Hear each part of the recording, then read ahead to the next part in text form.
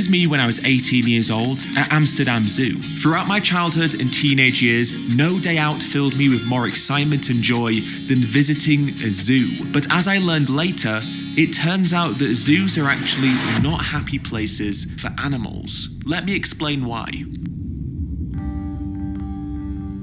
The term zoochosis refers to a psychological condition in which animals kept in captivity begin to display highly repetitive behaviors, such as pacing and circling, neck twisting, head bobbing, weaving and swaying, rocking back and forth, over-grooming and self-mutilation, as well as self-induced vomiting and playing with excrement.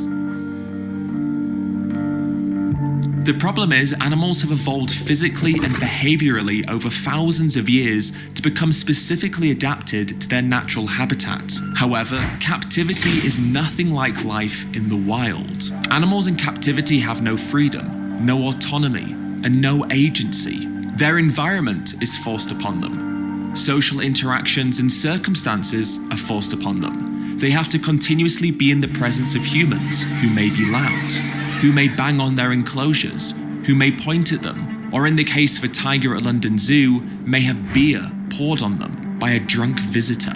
And to top it all off, they have no means of escape. They are literally trapped in these enclosures their entire lives. And if they do escape, they are often shot and killed, as was the case for 2 chimpanzees who were shot at a Dutch zoo in November 2020. The psychological impact of zoos is even acknowledged by the zoos themselves, with antidepressant and antipsychotic medicine use being well documented in zoos. In fact, a survey of every zoo in the US and Canada that housed gorillas revealed that half admitted giving pharmaceutical drugs such as Xanax, Valium, and Prozac to the gorillas. The same kinds of drugs have also been given to other species, including bears, chimpanzees, zebras, wildebeest, orangutans, and also penguins in the UK. In the case of a female gorilla called Yahari, who continuously resisted mating with the male the zoo had placed her with, the zoo drugged her with Prozac so that she became unable to fend off the male.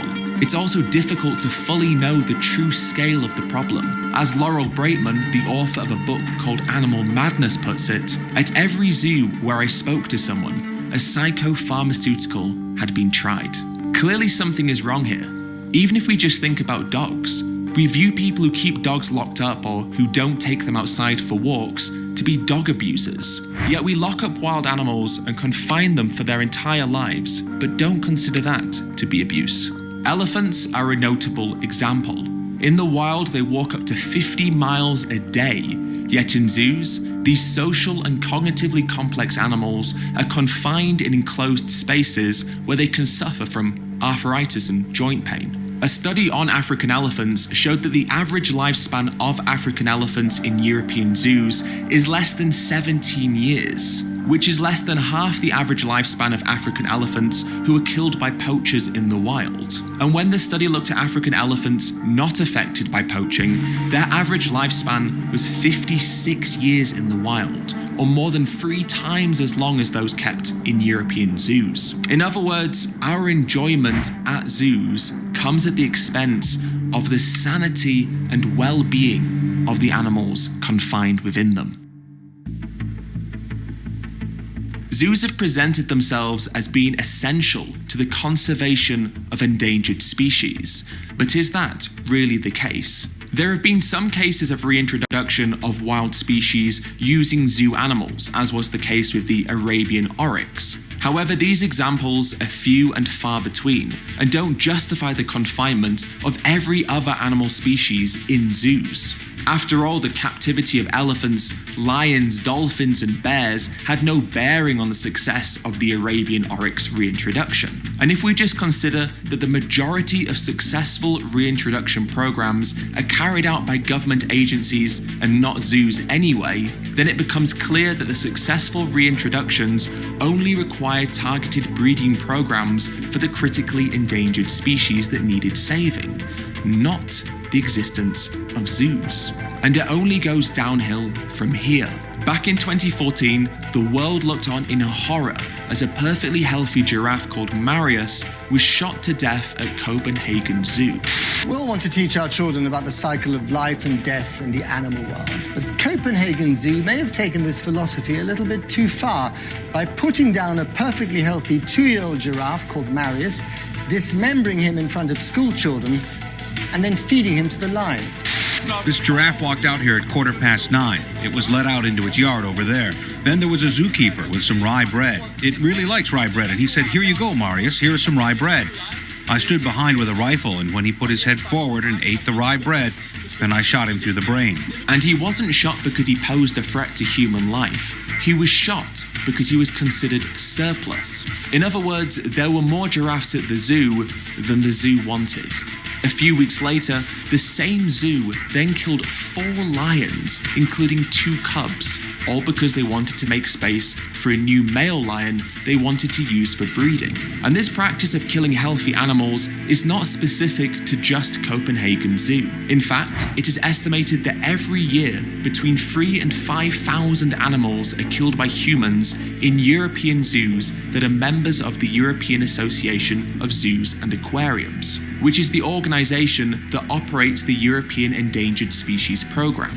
For perspective, the EAZA only represents 8% of all zoos in Europe, so one can only imagine how many animals could be killed in the other 92% of zoos. And it's not just healthy giraffes and lions that are killed. Leopards, bears, tigers, hippos, lynx, elephants, and many other species have all been killed, even though they were healthy. But why are zoos doing this if their intentions are to help with the conservation of endangered species? This problem mainly arises because of the captive breeding programs that take place in zoos. So if an animal becomes too old to be used for breeding, doesn't have desirable genes, or is taking up space from an animal that would be more profitable for the zoo, they are seen as disposable.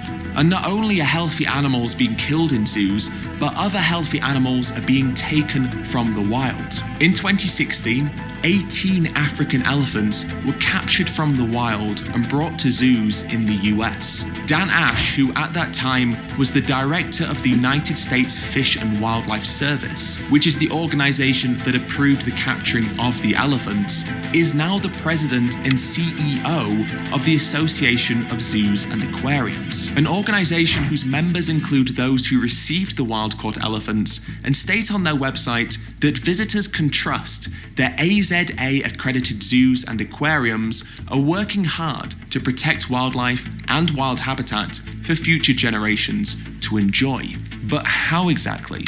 By capturing animals from the wild and locking them up in zoos where they have lower life expectancies. Ironically, the reason why elephants continue to be captured from the wild is because the captive breeding of elephants is so notoriously difficult, with low birth rates, and even when births are successful, there are problems with high rates of stillbirths, calf rejection, and infanticide, a disturbing and highly unusual behavior for elephants. In fact, captive elephant populations are actually in decline.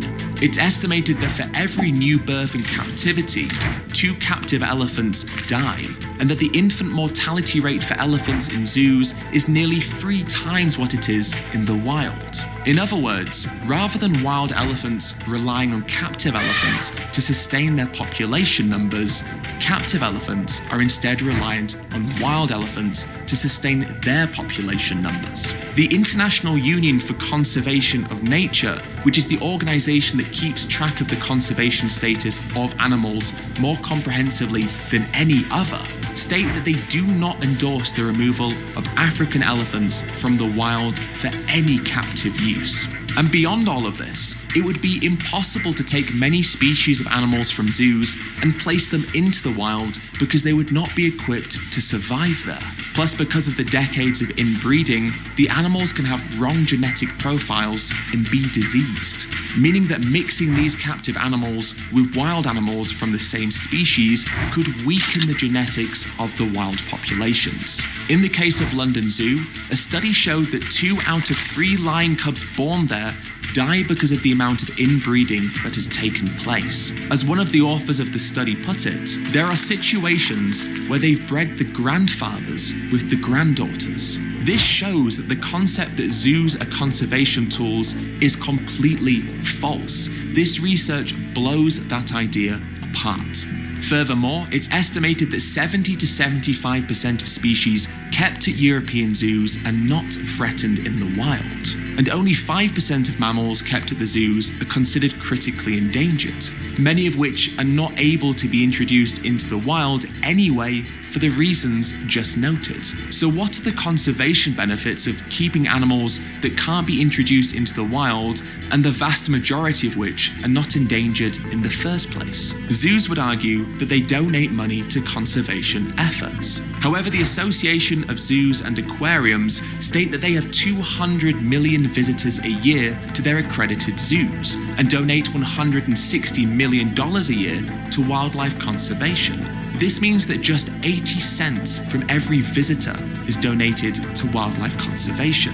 In the UK, the British and Irish Association of Zoos and Aquariums state that they welcome 35 million visitors to their zoos each year, with £24 million being spent on conservation per year, which means that less than 70 pence per visitor is spent on conservation.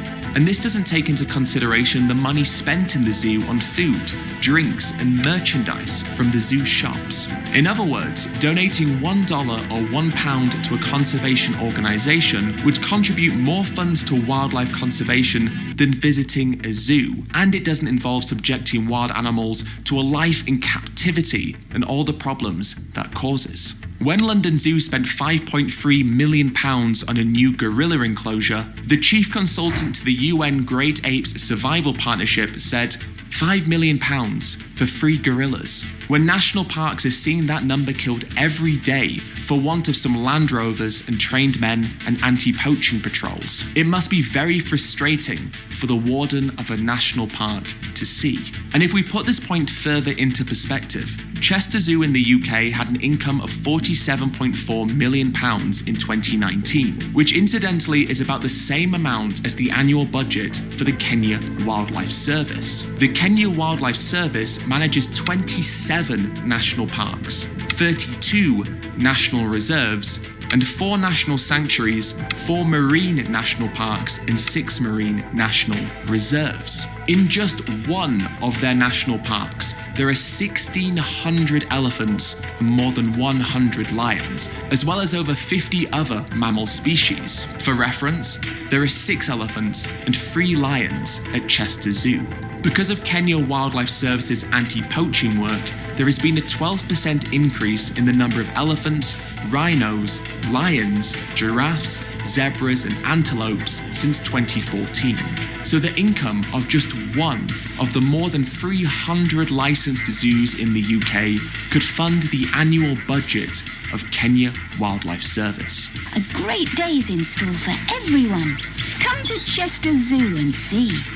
Zoos also argue that they serve to educate the public and inspire people to care about the conservation of the animals they see in zoos. But people have never seen a humpback whale or a blue whale in captivity, and yet feel no less strongly about their protection than the animals they see in zoos. When it comes to conservation education, nature documentaries can do that job without confining animals. Paul Boyle, the Senior Vice President for Conservation and Education at the Association of Zoos and Aquariums, said it best himself when he stated, "People leave their homes and the intent is not to save animals in Africa, it's to have a family outing." At the end of the day, zoos are not built with the animal's best interest in mind. No matter how they spin it, the point of a zoo is to confine animals for human entertainment and profit. If we truly want to help animals while keeping their best interest in mind, we're better off doing things like watching nature documentaries, supporting wildlife sanctuaries and conservation organizations, and visiting state and national parks.